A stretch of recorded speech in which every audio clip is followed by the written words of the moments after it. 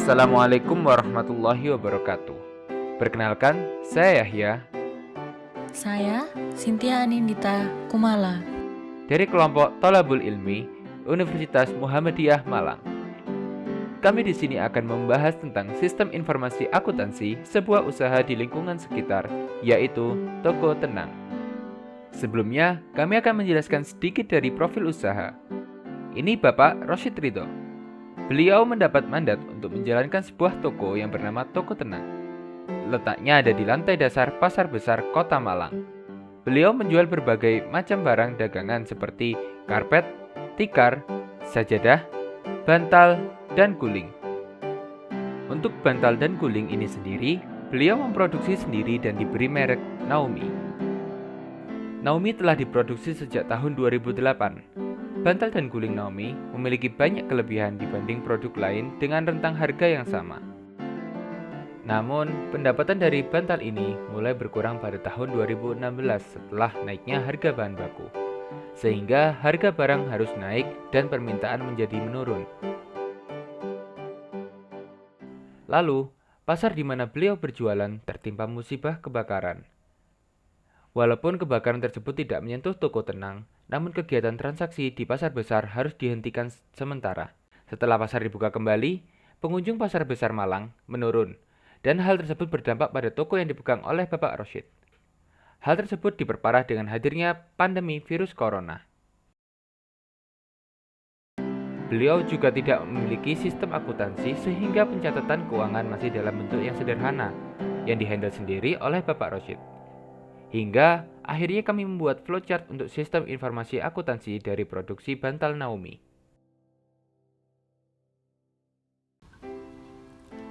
Berikut ini adalah flowchart penjualan normal. Pertama, customer melakukan pemesanan secara langsung ke bagian front office. Bagian front office menerima pesanan dan melihat stok di toko apakah produk tersedia atau tidak tersedia. Apabila tersedia, maka barang akan langsung diserahkan kepada customer. Apabila tidak tersedia, maka bagian front office akan menghubungi bagian produksi untuk memproduksi barang yang dipesan oleh customer. Kemudian, bagian produksi menerima pesanan dari front office dan melihat apakah bahan baku tersedia atau tidak tersedia. Apabila tersedia, maka bagian produksi bisa langsung memproduksi pesanan, kemudian mengirimkan pesanan kepada customer. Apabila bahan baku tidak tersedia, maka bagian produksi akan menghubungi front office untuk membatalkan pesanan dari customer. Yang kemudian, front office akan menghubungi customer dan menyatakan bahwa pesanan tidak dapat diproses. Pencatatan dilakukan setiap pagi oleh bagian keuangan. Dalam sistem normal ini, ditemukan beberapa kekurangan yang dapat mempengaruhi pendapatan usaha. Beberapa di antaranya adalah: pertama, tidak adanya sistem yang membedakan custom atau langsung beli. Yang kedua, tidak ada pencatatan stok di toko, sehingga tidak terkontrol apakah produk masih ada atau sudah waktunya memesan lagi. Yang ketiga, tidak ada bagian gudang, sehingga bagian produksi harus memeriksa sendiri stok dari bahan baku.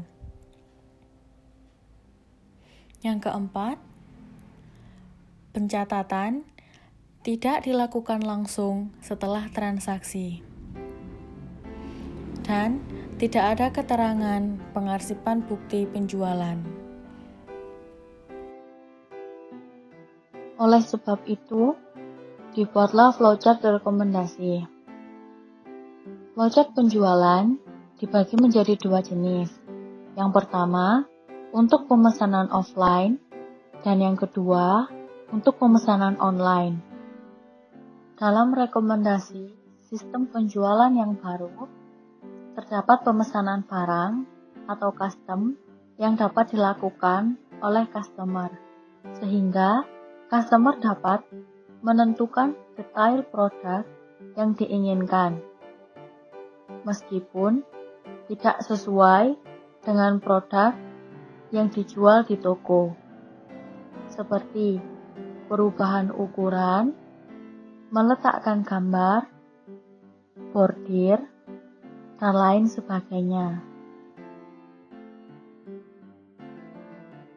Berikut adalah flowchart untuk pemesanan offline. Pertama, customer melakukan pemesanan secara langsung atau pembeli secara langsung ke bagian front office yang bertugas untuk menerima pesanan. Kemudian, bagian front office memeriksa jenis pesanan tersebut. Apakah pesanan itu langsung atau dalam bentuk custom? Apabila pesanan merupakan jenis pesanan langsung, maka bagian front office akan memberikan barang dan membuat kwitansi pembayaran sebagai bukti transaksi. Kwitansi yang dibuat berjumlah 3 rangkap. Rangkap pertama diserahkan kepada customer. Rangkap kedua diserahkan kepada bagian keuangan. Dan rangkap ketiga diarsip berdasarkan tanggal. Apabila jenis pesanan merupakan pesanan custom, maka bagian front office akan menghubungi bagian produksi untuk menyampaikan pesanan, serta detail produk yang diinginkan oleh customer. Kemudian, bagian produksi menerima pesanan dari front office dan mulai memproduksi pesanan, serta menyerahkan pesanan kepada front office, yang kemudian pesanan akan dikirimkan kepada customer, serta membuat kwitansi dan menyerahkan kwitansi beserta produk secara bersamaan. Kwitansi dibuat 3 rangkap. Rangkap pertama diserahkan kepada customer. Rangkap kedua diserahkan kepada bagian keuangan. Dan rangkap ketiga diarsip berdasarkan tanggal.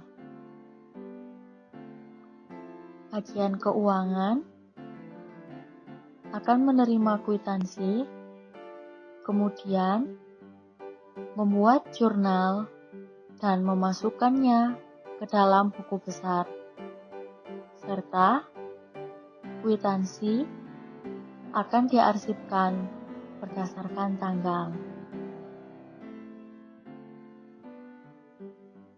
Apabila pemesanan dilakukan secara online, berikut adalah flowchart-nya. Tidak ada perbedaan yang signifikan dari pemesanan secara offline. Hanya saja, Proses penerimaan pesanan dilakukan secara online, dan customer memesan produk melalui aplikasi.